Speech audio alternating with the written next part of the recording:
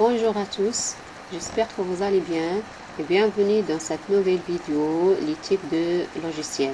Alors cette partie appartient au module Généralité sur les systèmes informatiques et vous pouvez voir les autres vidéos du module dans ma chaîne Farida Channel et je vais laisser aussi les liens dans la description de cette vidéo. Alors dans cette partie, on va voir les logiciels de base et les logiciels d'application. Alors pour les logiciels de base, ce sont des programmes nécessaires au fonctionnement de l'ordinateur, c'est-à-dire la première chose à installer pour un nouveau ordinateur, c'est un logiciel de base qui fait fonctionner le matériel. Et il y a aussi le deuxième type, c'est les logiciels d'application.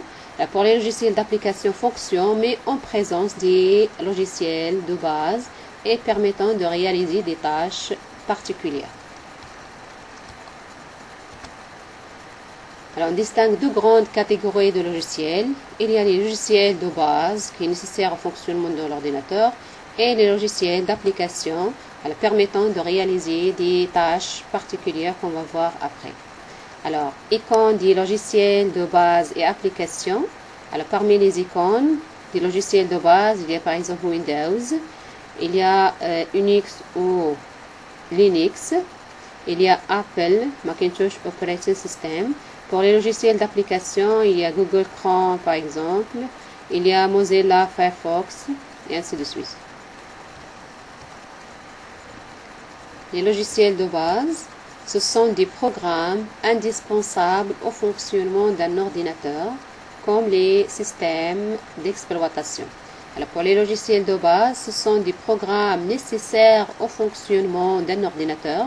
Et comme exemple des logiciels de base, il y a le système d'exploitation qui est nécessaire au fonctionnement de l'ordinateur, alors permettant de faire fonctionner le matériel, bien gérer les matériels et les logiciels, les deux parties.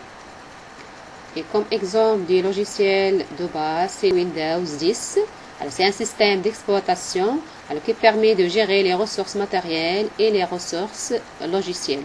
Il y a aussi un autre outil nommé BIOS, Basic Input Output System, c'est en anglais. Alors en français, c'est système d'entrée-sortie basique. Alors une partie réside dans la mémoire morte, la ROM, et une autre partie réside dans un EEPROM, c'est un type de ROM, et qui est nécessaire aussi au démarrage de l'ordinateur, c'est-à-dire nécessaire au fonctionnement de l'ordinateur. Alors parmi les systèmes d'exploitation, il y a la société Apple, Macintosh Operating System, la société Microsoft, Windows, par exemple 7, 8 ou 10. Ça c'est pour les ordinateurs et les PC portables. Et OS, c'est un système d'exploitation pour les smartphones de iPhone de la société Apple. Android, c'est un système d'exploitation des smartphones pour la société Samsung, Oppo et ainsi de suite. Alors, ça veut dire un système d'exploitation. Alors, c'est un ensemble de programmes permettant de gérer les ressources matérielles, mémoire périphérique et logiciel de l'ordinateur. Alors pour la gestion des matériels, on a déjà dit dans la partie système informatique que le matériel tout seul ne peut pas fonctionner. Si on achète par exemple un nouveau ordinateur, alors on a besoin d'installer un logiciel qui est nécessaire au fonctionnement de l'ordinateur et en particulier c'est le système d'exploitation qui permet de gérer ou bien faire fonctionner le matériel. Et aussi, gère les logiciels de l'ordinateur, c'est-à-dire les logiciels installés après l'installation du système d'exploitation. C'est les logiciels d'application qu'on va voir après.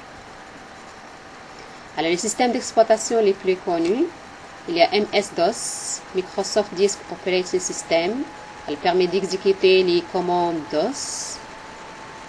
Microsoft Windows 7, 8, 10.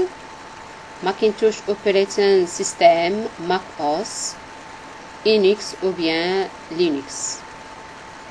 Alors, c'est l'icône du MS-DOS, Windows, Apple, et Unix ou Linux. Ce sont des icônes du système d'exploitation. La deuxième partie, c'est les logiciels d'application. Ça veut dire un logiciel d'application. Alors, ce sont des programmes permettant de traiter des tâches particulières et qui fonctionnent en présence d'un système d'exploitation. C'est-à-dire, pour un nouveau ordinateur, on doit installer un système d'exploitation qui est un logiciel de base. Et après l'installation du logiciel de base, on peut installer des logiciels d'application qui permettent de réaliser des tâches particulières. Alors, par exemple, elles permettent à l'utilisateur de produire des documents, par exemple, comme Microsoft Word, lire des fichiers, soit audio ou vidéo, mieux présenter, alors comme par exemple PowerPoint. Alors pour la lecture des fichiers audio ou vidéo, alors par exemple pour la vidéo c'est VLC, KM Player. Publier comme Microsoft Publisher et communiquer. Il y a plusieurs types de logiciels de communication alors dans des domaines différents. Alors comme exemple des logiciels d'application, il y a Mozilla Firefox alors comme navigateur pour naviguer.